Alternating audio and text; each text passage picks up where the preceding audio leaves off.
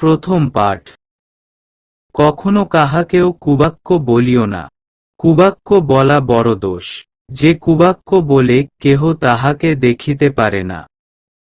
সদা সত্য কথা বলিবে। যে সত্য কথা বলে সকলে তাহাকে ভালোবাসে।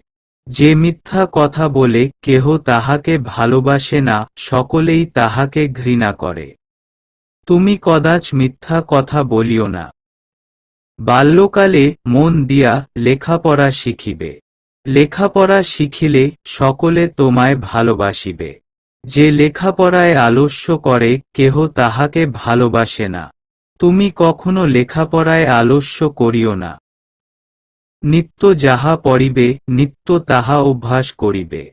কল্য অভ্যাস করিব বলিয়া রাখিয়া দিবে না।